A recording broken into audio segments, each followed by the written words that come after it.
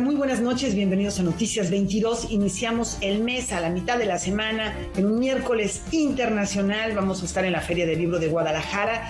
También nos vamos a enlazar con la doctora Iliana Rodríguez Santibáñez, que nos lleva por Estados Unidos, Colombia, Honduras, Barbados. Y vamos a conocer a la fotógrafa de Angela Merkel de la mano de nuestro canal aliado Deutsche Welle, entre otros contenidos. Qué gusto estar con Rafael García Villegas en esta conducción, una hora cultural llena de información. Muchas gracias a nuestros compañeros allá en cabina, en Canal 22, por hacer posible este programa, encabezados por Sergio Camus, y a todos los compañeros y compañeras que están también allá en la Feria del Libro de Guadalajara. Con esto empezamos, ¿no, Rafa?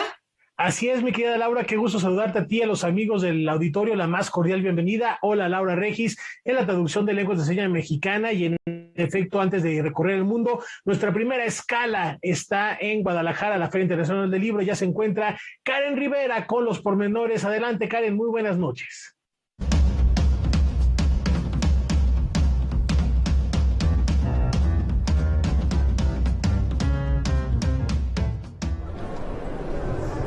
¿Qué tal? Qué gusto saludarlos, Rafael, Laura, amigos de Noticias 22, desde este ambiente libresco, desde este ambiente acompañado de creatividad, imaginación, idea, crítica. Bueno, es una gama amplia la que nos ofrece la Feria Internacional del Libro de Guadalajara, y la invitación es que acudan a ella porque regresó a su formato presencial. Recordar que se están haciendo pruebas COVID de manera aleatoria a los visitantes, en colaboración con el Hospital Civil de la Universidad de Guadalajara, y estas pruebas son gratuitas. Es una prueba también de que la feria está comprometida con el cuidado de la salud de sus visitantes. Vamos a comenzar porque tenemos mucha información y hemos decidido dividir estos bloques en dos partes. Por un lado, el primero dedicado a las mujeres creadoras, escritoras, ganadoras de múltiples reconocimientos, y comenzamos precisamente con Fernanda Trías, quien recibió el premio Sor Juana Inés de la Cruz por su novela Rosa Negra. Fernanda Trías llegó a Guadalajara para recibir el premio de literatura Sor Juana Inés de la Cruz. En este lugar que nos encontramos es la sala de prensa, y aquí tuvo un encuentro con los medios acreditados para la FIL. Con ellos habló sobre su proceso creativo, pero también de cómo la realidad y la ficción llegan a acercarse de una manera sorprendente. Vamos a escucharla.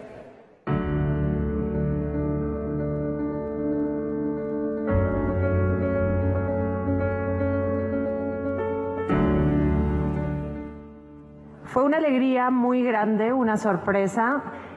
Si bien he dicho en otras ocasiones que fue una gran sorpresa que yo estaba en un aeropuerto viajando a mi segunda feria presencial desde el regreso a la presencialidad, y vi un número extraño en mi celular, y por esas cosas de la vida sí atendí, y en ese momento escuché la voz de Laura Niembro de la FIL de Guadalajara anunciándome la noticia. Fue una gran alegría, pero también la recibí con una calma extraña, casi como si estuviera viviendo un sueño, pero sí algo que ya había soñado, que ya en sueños había ocurrido.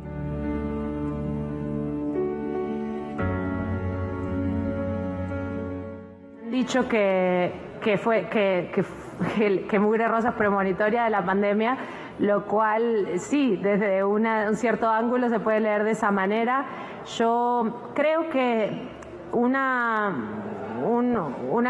crisis sanitaria como la que hemos estado viviendo era algo que estaba anunciado, que estaba latente, que se sabía que podía ocurrir en cualquier momento por la manera en la que nos estamos relacionando con el medio ambiente, la manera con la que nos estamos relacionando con los animales. Yo toda esta información la tenía, y creo que de esa manera se fue gestando esta ficción de Mugre Rosa. Por supuesto, es muy simplista decir que esto era sobre lo que quería escribir. En el centro de esta catástrofe hay una historia que es humana, y realmente esa historia humana era lo que más me interesaba a mí narrar. dentro del contexto de la catástrofe medioambiental que genera esta especie de epidemia que vemos tan parecida a la del COVID.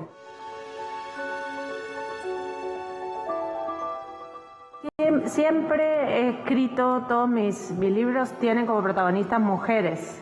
Eso a veces, no porque crea que las escritoras no podemos construir personajes masculinos, podríamos, simplemente a mí sí me interesa mucho esa subjetividad. Son personajes que por un lado son extremadamente vulnerables y se podría decir que frágiles mentalmente, pero que luego sacan una fortaleza posiblemente de esa fragilidad, posiblemente de esa vulnerabilidad para lograr, no voy a decir que atravesar, porque atravesar da la sensación de que siempre hay un final feliz, pero de alguna manera poder hacer frente a unas situaciones que casi siempre son extremas.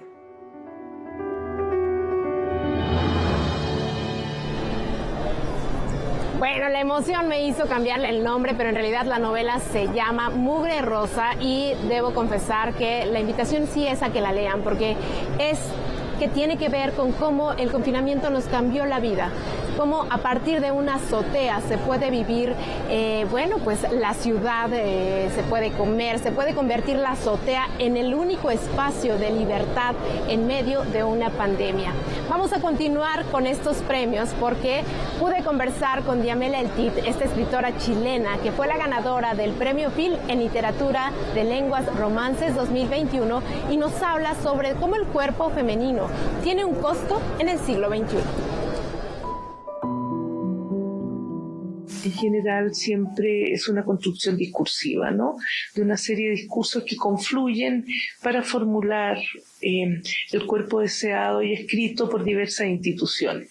Dentro de esos cuerpos, el cuerpo de la mujer es el más asediado y por eso, ¿no es cierto?, también las industrias de distintos tipos se dejan caer sobre el cuerpo, básicamente la industria médica, cirugía estética, los químicos, una serie de industrias que se fortalecen desde esta búsqueda de un cuerpo nunca posible. Y por otro lado, también los órganos son controlados por instituciones, básicamente el útero, por ejemplo, pertenece a instituciones jurídicas. Pensemos que hoy son muy pocos los dueños del mundo, que la mujer hasta un tiempo atrás, no he leído los últimos estudios, la mujer era propietaria del 1% de la tierra del mundo, ¿no? El resto no les pertenecía a mujeres. A mi juicio, la tarea más política y poética también en esta zona de libertad que es la literatura es que la letra se mantenga a plenitud, ¿no? Entendiendo que no basta ser mujer para tener una producción muy solvente, pero tampoco basta ser hombre, hay que ver las producciones. Los jóvenes están en un momento muy interesante, ¿no? Porque efectivamente las identidades se están desplegando. Eso molesta, porque hay muchas identidades, ¿no? Eso molesta un poco a la hegemonía y trata de ridiculizar esas identidades, o que el lenguaje inclusivo, por ejemplo, ¿no? Pero tú sabes que el lenguaje cambia y es el uso el que avala esos lenguajes, el uso. Entonces, efectivamente la literatura aporta, pues si tú te introduces en un libro, viajas con él, viajas en la propuesta que el libro te abre. Entonces, siempre la lectura va a ser importante para ampliar los imaginarios, entender otras posibilidades, ver la complejidad del mundo, etc.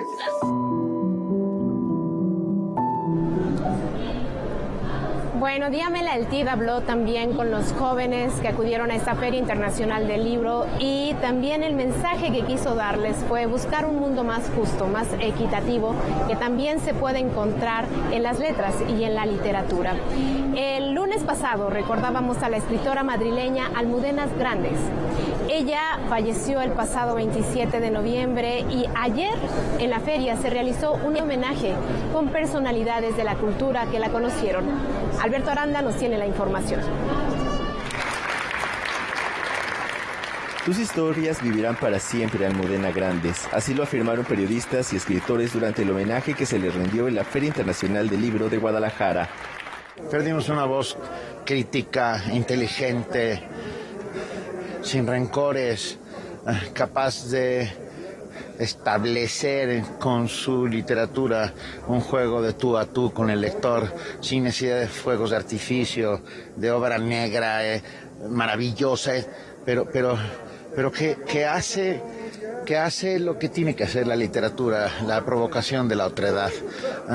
Escribir fácil es lo más difícil del mundo, y Almudena escribía fácil para ese miles de lectores que estaban ávidamente esperando para compartir con ella la historia que iba a contar.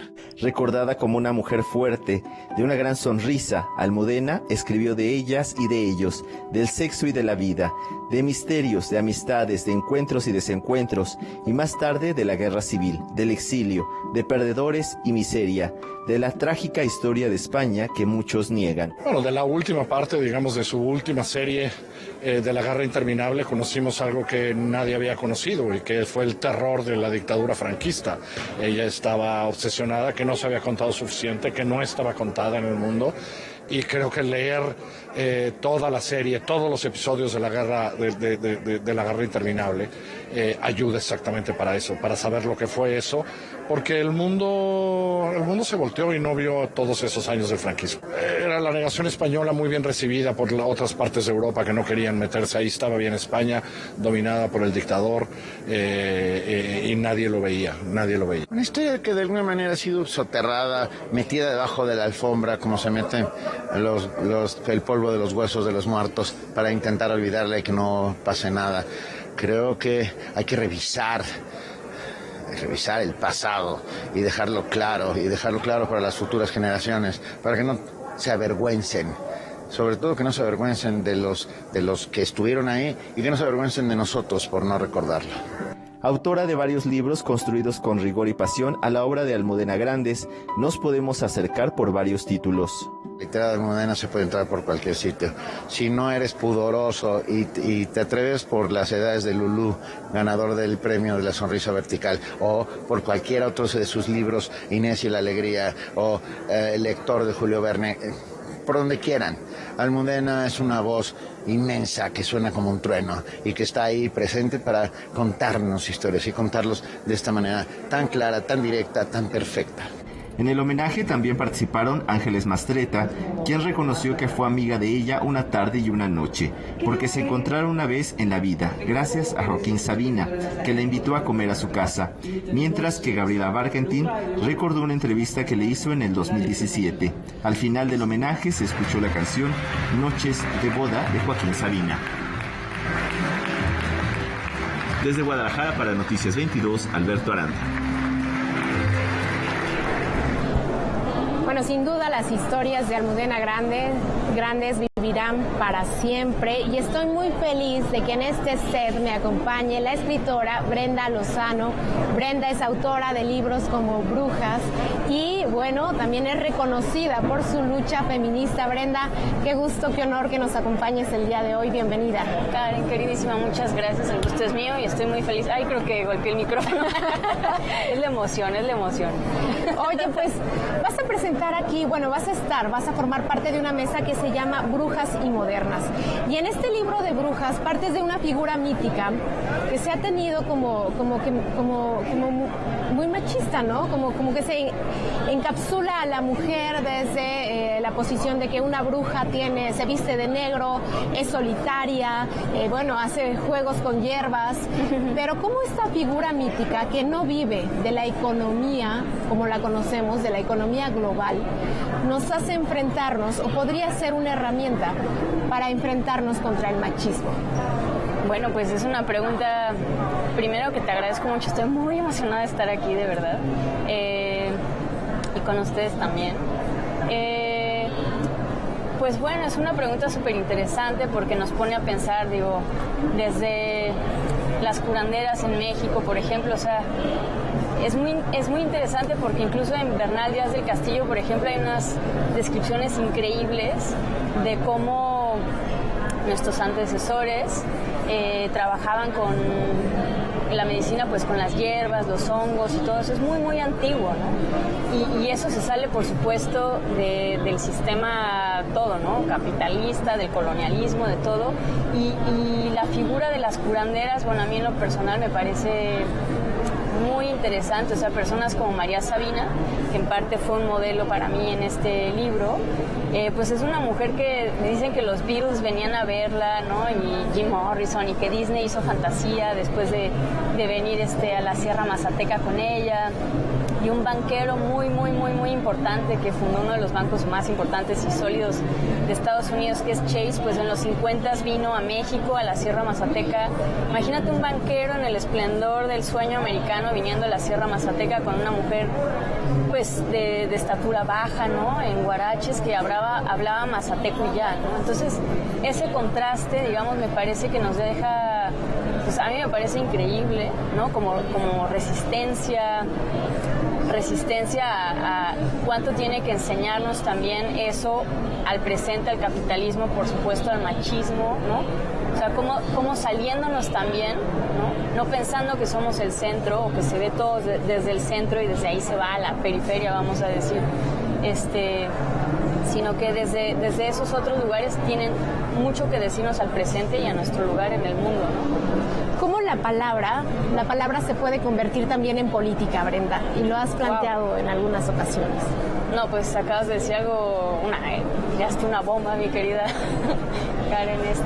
Bueno, pues claro, la palabra es política, ¿no? Y más hoy en día, o sea, cómo narramos las cosas, cómo las contamos, cómo las podemos volver a narrar, incluso en nuestra vida personal, ¿no? Eso es también hacer política. Y bueno, por supuesto, muchísimas de las búsquedas y de las luchas pues antipatriarcales, feministas, en defensa del territorio, en favor de los derechos humanos, de las comunidades pues originarias, LGBT más, pues son esa lucha, ¿no? Porque la palabra sea un espacio, un territorio en el que cabemos todas, todos, todes, en el que pues de esa manera, de esas nuevas maneras de nombrar, que por cierto es muy interesante que, perdón que me vaya por la tangente y lleve agua para mi molino, pero la musheidad o lo mushe, digamos, es una manera que mucho antes de la colonia se nombra la diversidad, ¿no? Uh-huh. Es que en esta bella novela.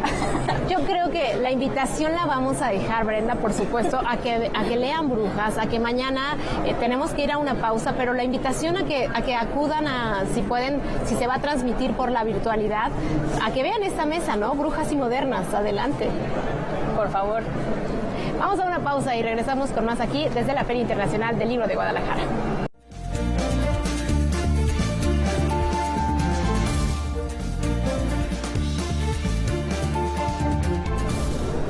Bueno, seguimos aquí en la Feria Internacional del Libro de Guadalajara, desde el stand de la UNAM. Déjenme decirles que aquí hay una colección que se llama Material de Lectura, que es una colección que inició en la segunda mitad del siglo XX y que, bueno, ya cuenta con más de 400 títulos. Este año, cabe resaltar que cambió, digamos que la imagen, y bueno, aquí van a encontrar historias que no se dicen en ninguna otra parte. Es una colección que nos habla de aquellos personajes. Siempre en la historia conocemos protagonistas protagonistas y antagonistas. Y esta vez lo que contiene esta colección son aquellos personajes que que tuvieron un papel relevante en la conquista, pero que no están en ningún otro libro de historia. Así que si tienen oportunidad, pues la colección Material de Lectura está aquí en la UNAM. Continuamos con este bloque dedicado a los hombres y ahora vamos con Sergio Ramírez, quien nos habla un poco sobre cómo el poder puede influir en la vida de las personas de la sociedad, pero también en su muerte.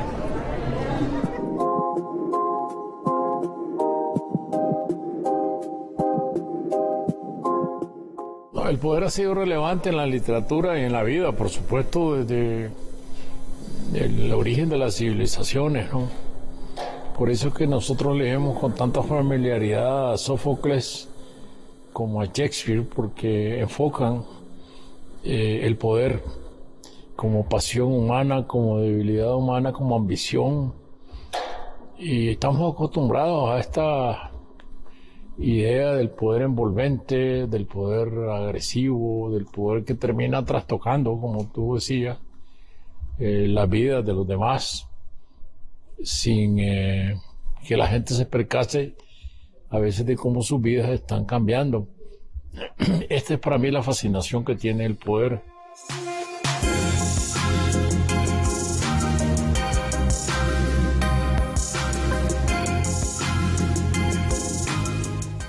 Por esta voluntad absoluta que tiene el poder de controlarlo todo.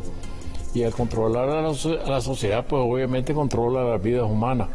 Y desde la perspectiva de la novela, lo que interesa son las vidas individuales, las vidas humanas. Lo demás es estadística. Tú me puedes decir 400 y tantos muertos.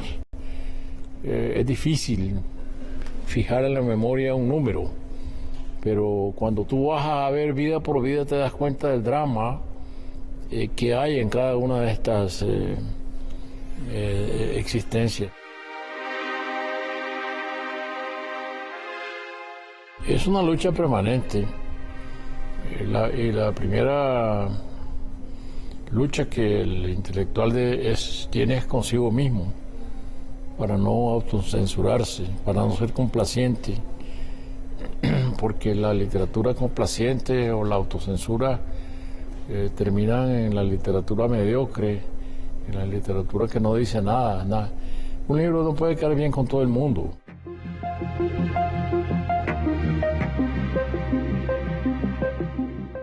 Los fenómenos electorales del siglo XXI están marcados por el cansancio del electorado, de los viejos partidos políticos y la búsqueda de nuevas alternativas, a veces como producto de la desesperanza. Y se eligen personas que presentan discursos atractivos, discursos demagógicos. Y este es un riesgo de la democracia, pero es un riesgo que la democracia tiene que correr necesariamente.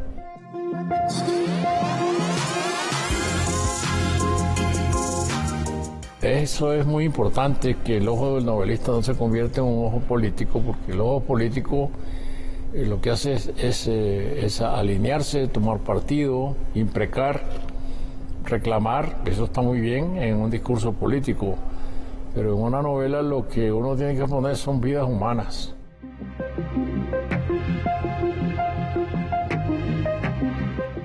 Mi propia mujer en primer lugar. Tenemos casi 60 años de estar juntos y por lo tanto es una presencia cotidiana, necesaria, imprescindible en mi vida. Ella es mi primera lectora, una lectora muy crítica. Alberto Aranda tuvo la oportunidad de platicar con Nayef Yehia, un escritor para quien las herramientas digitales son parte de su proceso creativo. ¿Qué es la libertad? ¿Dónde inicia y dónde termina? ¿Es la misma libertad para un político que para un ciudadano de a pie? ¿Las redes sociales son ese paraíso en donde nos podemos expresar libremente? De todos estos temas vino Nayef Yehia para hablar aquí en la Feria Internacional del Libro de Guadalajara. Vamos a escucharlo.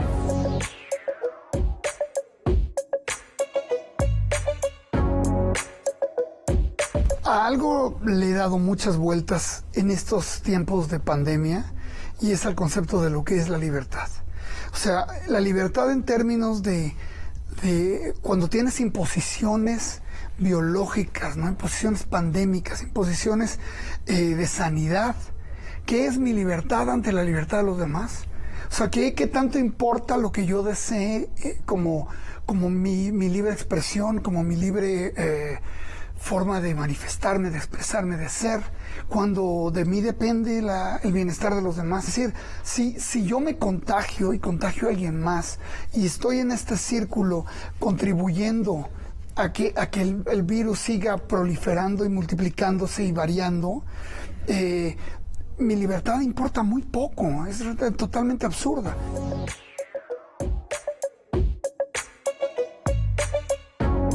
Y ahora, ¿con qué estamos? Con un espacio en el cual nuestras libertades están en juego todo el tiempo, están siendo cuestionadas todo el tiempo, están siendo puestas bajo la lupa, bajo el microscopio, es más, en la mesa de disección. ¿Qué quiere decir la libertad? Entonces, es terrible, ¿no? Porque de repente resulta que la libertad de Trump o la libertad de Elon Musk o la libertad de Bezos se comparan con la libertad de Ney Viella. No, claro que no, jamás va a ser así. No es así. Y si lo creemos esa falacia, estamos perdiendo la batalla.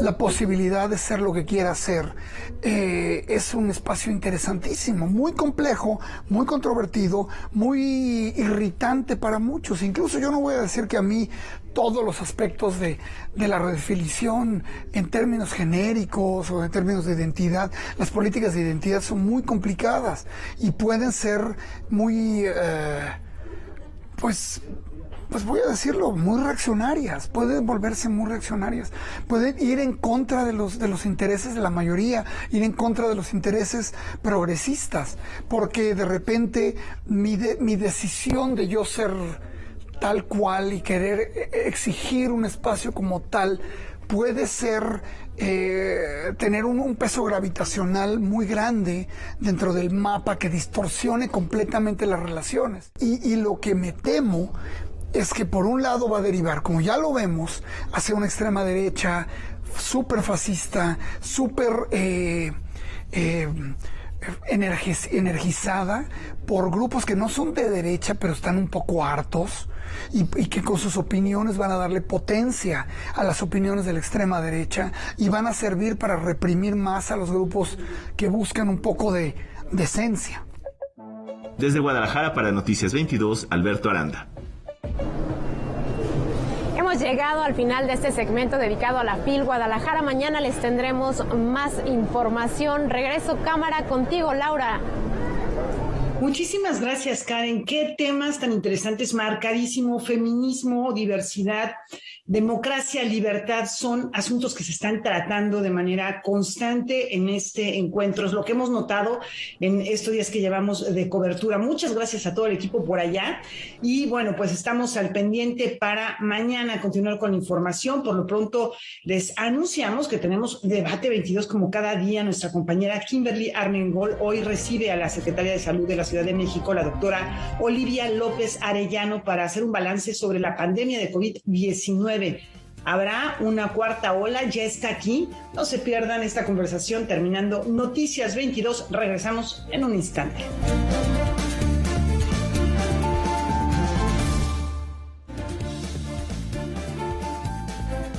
Las mujeres y la violencia en los medios de comunicación, hoy como parte de la campaña 16 días de activismo.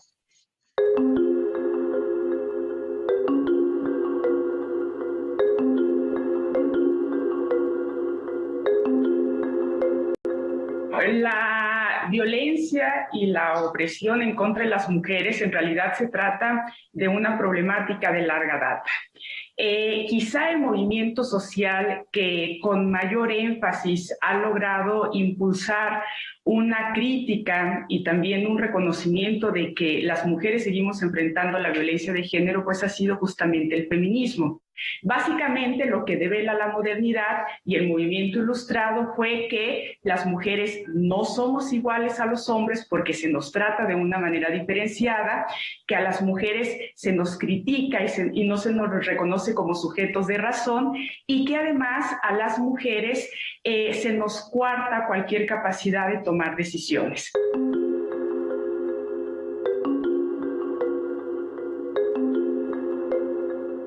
En la década de los 70 estas preguntas fueron importantísimas para las mujeres en la academia y descubrieron aspectos que nos siguen acompañando hasta la actualidad. Uno de ellos es que las mujeres en general no somos dueñas de los medios de comunicación. Y esto no solamente acontece en México, acontece en otras partes del mundo. Es una generalidad todavía encontrarnos que las personas que mandan al interior de los medios, que deciden sobre los contenidos mediáticos, que seleccionan lo que se va a dar a conocer, sean hoy por hoy hombres. Y el otro elemento que salió a colación es que las mujeres estamos siendo representadas de manera muy estereotipada en los medios de comunicación. Incluso en varias ocasiones los medios de comunicación nombran a los actores hombres y nunca mencionan el nombre completo de las mujeres, y nos pueden dar el nombre del actor, el nombre del político, y mencionan o rematan con una idea como su esposa, su novia, su compañera, y hay entonces una invisibilidad completamente de cómo las mujeres están aportando a nivel social. Otro aspecto que también es muy reproducido en los medios de comunicación como parte de estos vicios en los cuales se cae comúnmente, tiene que ver incluso con que se refieren a las mujeres a partir de aspectos como la vestimenta, muy recurrente este ámbito, en lugar de hablar de cuáles son los planteamientos que, por ejemplo, una mujer en el ámbito de lo político podría tener frente al resto de la sociedad.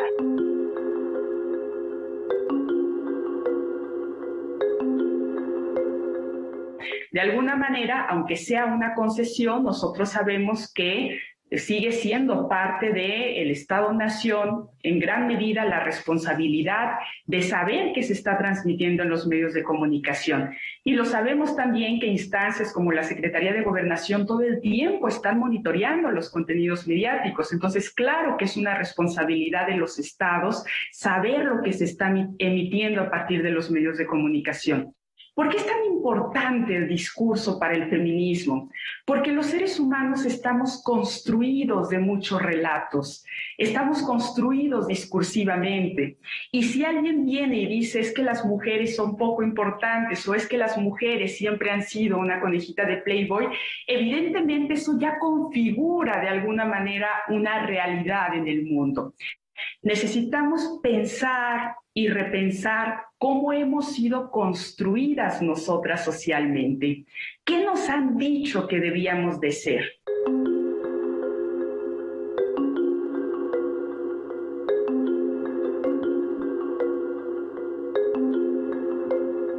Las nuevas tecnologías no están erradicando la violencia en contra de las mujeres. Y entonces esto acaba con el mito de que hemos avanzado. De hecho, va por lo contrario. Las nuevas tecnologías están acentuando la violencia en contra de las mujeres y están detonando situaciones que agravan mucho más esta exposición mediática de las mujeres y de sus cuerpos en estos circuitos de la tecnología. Hay situaciones muy, muy claras de cómo la violencia en contra de las mujeres termina siendo acentuada. Por ejemplo, una violación, ¿no? O esto que ahora descubrimos, mujeres que terminan siendo captadas, eso desde su desnudez, y circulan estos videos en los contenidos de las nuevas tecnologías, ¿no? Eso sí, por sí mismo ya es un acto de violencia en contra de las mujeres, que se reproduzca y que se reproduzca en una plataforma que lo mismo se va a ver en México, que se va a ver en China, hace que la violencia en contra de las mujeres tome otro nivel, que nos lleve también a la sociedad a pensar qué está pasando con estas formas tan particulares de violencia.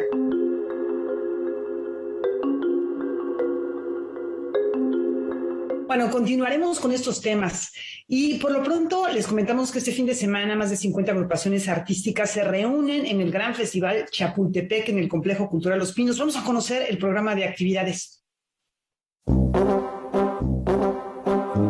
Durante este fin de semana, las expresiones escénicas y musicales que se manifiestan en toda la geografía nacional se concentrarán en un solo lugar, el Complejo Cultural Los Pinos, sede de la primera edición del Gran Festival Chapultepec, una muestra representativa del trabajo desarrollado por artistas del país a raíz de 4 convocatorias lanzadas este año para impulsar la reactivación del sector cultural. Se van a presentar diferentes compañías y artistas de todas las disciplinas. Todo esto resultado de 4 convocatorias que lanzó la Secretaría de Cultura en colaboración con las diferentes dependencias, entre ellas el CENART, Culturas Populares, el Centro Cultural Helénico y el Festival Cervantino.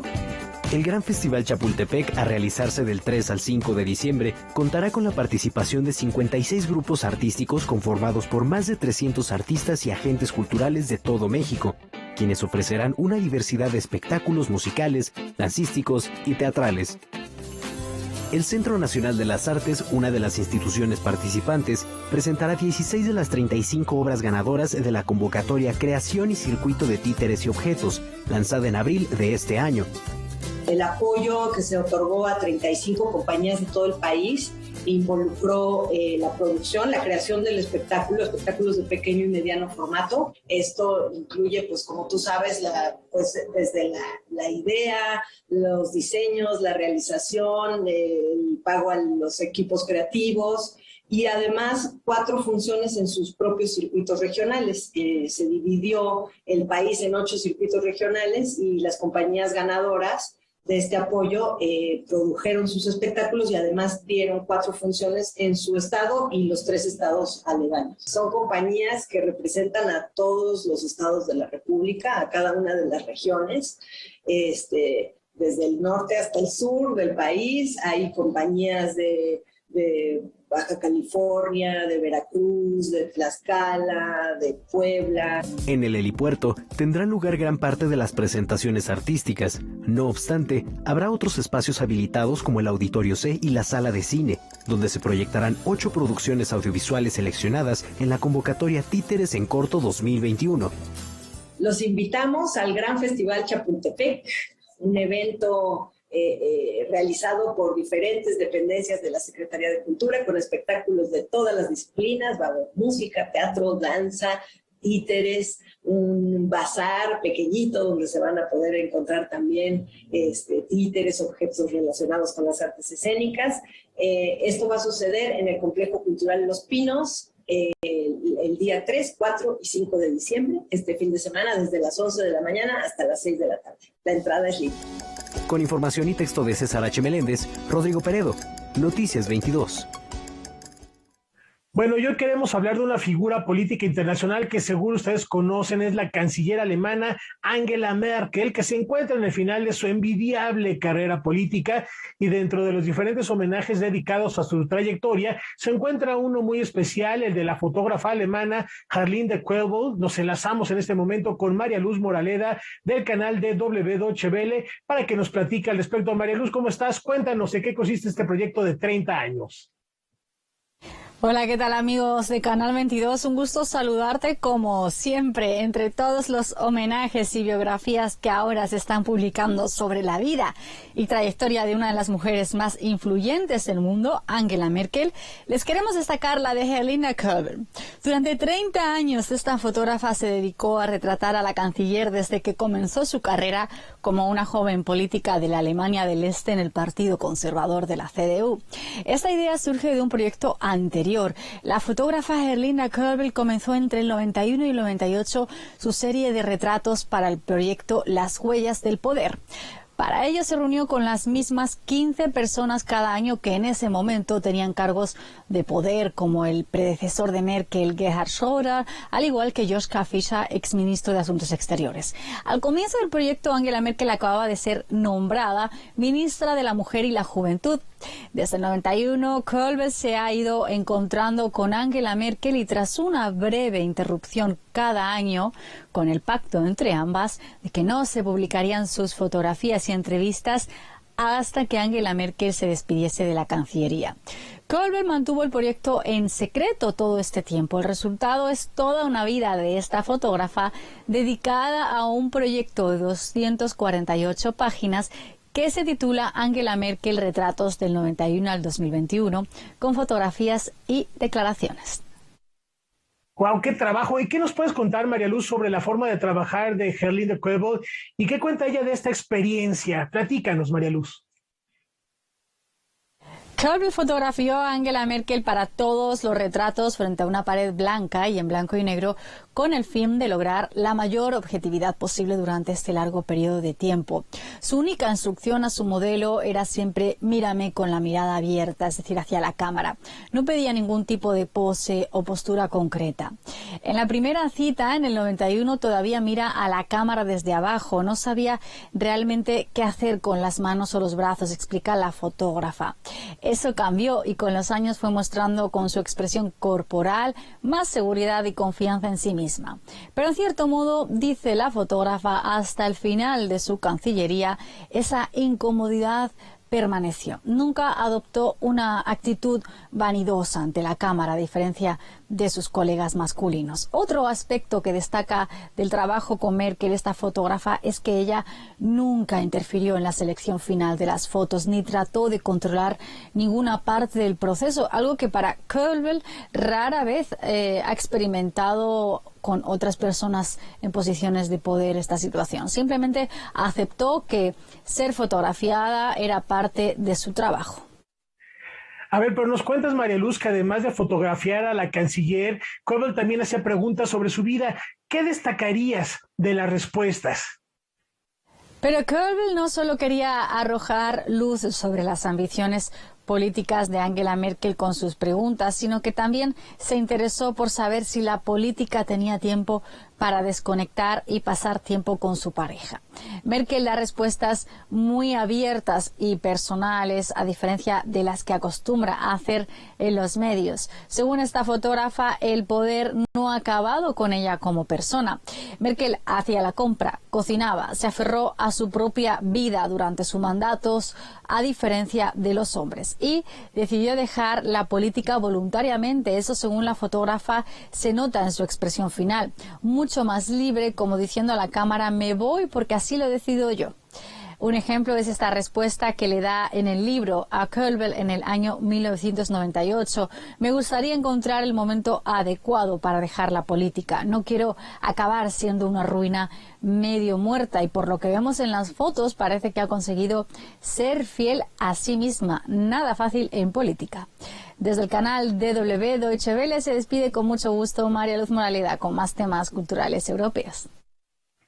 Muchas gracias, mi querida María Luz, y en efecto nada fácil, y una mujer emblemática, Angela Merkel, para entender el siglo XX y el siglo XXI que nos está tocando vivir. Muchísimas gracias por invitarnos a acercarnos a esta perspectiva tan íntima de la canciller alemana, y con esta información nos vamos a una muy breve pausa y más aquí en Noticias 22.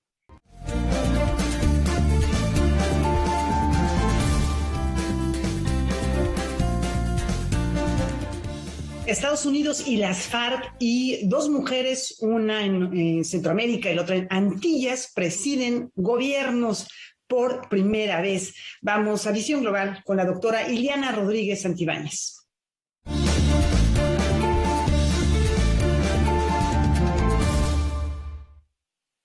Pues gracias, Laura, y buenas noches. Vámonos a la vuelta al mundo en menos de 10 minutos, y esta vez nos quedamos en el continente americano con cosas muy interesantes. Comencemos con Colombia. ¿Qué pasó con Colombia? Que Estados Unidos saca de la lista negra de las organizaciones terroristas en el extranjero a las Fuerzas Armadas Revolucionarias de Colombia, pero sí manteniendo el peso de la ley y los juicios que en este momento siguen en contra de varios de sus miembros por diferentes delitos, inclusive el del narcotráfico. Pero el retirar a las FARC de esta lista es muy importante, porque recordemos que finalmente cuando un Estado es señalado de mantener grupos de esta naturaleza, sin duda tiene impactos de carácter económico, como la disminución del grado de inversión por la falta de certidumbre legal y, por supuesto, por esta espiral de violencia por este tipo de agrupaciones. Pero pensemos cómo en el pasado surgen las FARC en la década de los 60, fundamentalmente bajo un grupo de autodefensas. Recordarán ustedes aquel Manuel Vélez, también conocido como Tiro Fijo, quien fue uno de los que impulsó la creación de las FARC como un movimiento de ideología marxista, pero que también buscaba el poder. Esta organización guerrillera se desvirtúa con el tiempo, se mezcla con organizaciones criminales y sin duda entra a esa lista que Estados Unidos generó.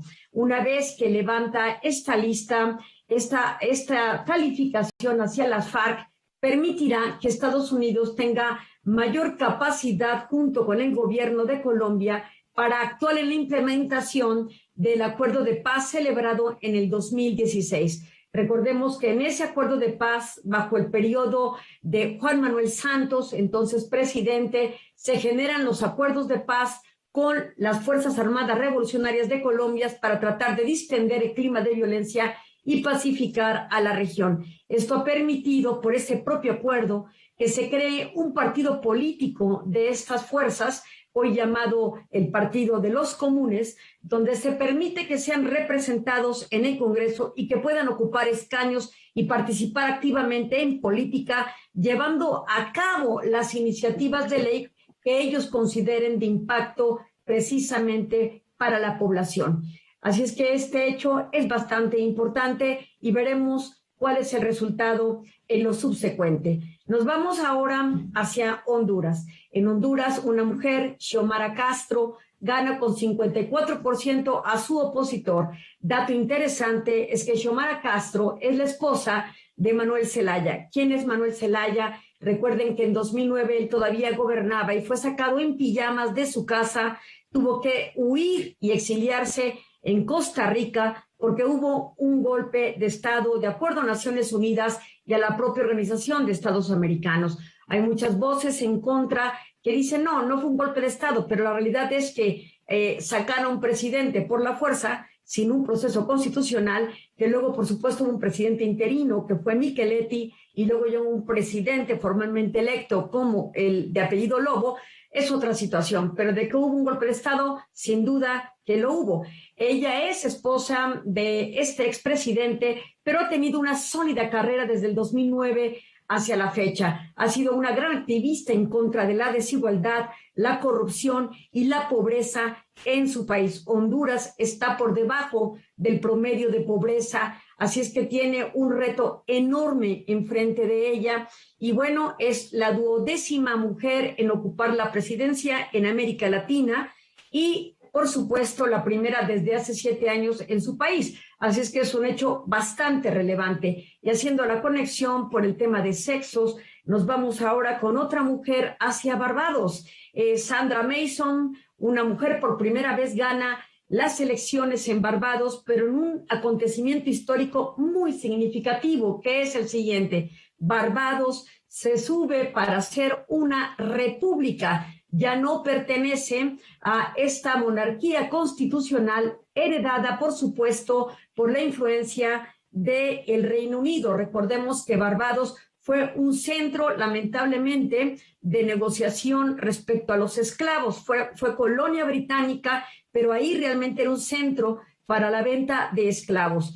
Dentro de la celebración que hubo este martes para darle este carácter y este anuncio al mundo de la configuración de Barbados como república, igual que lo son desde la década, hace más de 10 años, por supuesto, desde el siglo pasado, Barbados. Además de Barbados estaban, por supuesto, Dominica, Trinidad y Tobago, y que ya habían adquirido junto con la Guyana pertenecer al Commonwealth, pero ya ser repúblicas y ya no estar a la luz y mandato del Reino Unido, donde la reina Isabel figuraba como la jefa de Estado. Todavía hasta hace una semana, la jefa de Estado en Barbados era la reina Isabel II, pero ahora es Sandra Mason quien preside la presidencia en esta isla del Caribe. Y bueno, están de plácemes. El príncipe Carlos del Reino Unido se presentó junto con el pueblo de Barbados para recordar lo oprobioso que había sido precisamente que hubiese fungido como una isla donde se promovía y se negociaba con la vida a partir del concepto de la esclavitud. Este hecho, por supuesto, molestó a muchos de los ciudadanos de Barbados, pero otros lo vieron con buenos ojos, como un espaldarazo precisamente del Reino Unido respecto a esta separación legal en términos del Reino Unido. Pero hay que decir que Barbados, igual que los otros estados mencionados, se mantienen dentro de los 53 estados que pertenecen a la mancomunidad británica conocida como Commonwealth, es decir, siguen toda la tradición heredada del Reino Unido. Así las cosas en visión global. Muchísimas gracias, Ileana Rodríguez Santibáñez, por este recorrido por diferentes latitudes. Rafa, no sé si tenemos tiempo para musiquita. Ya no nos da tiempo, nos vamos, pero los invitamos a que nos acompañen mañana en el horario de costumbre. Muchas gracias y hasta entonces. Buenas noches.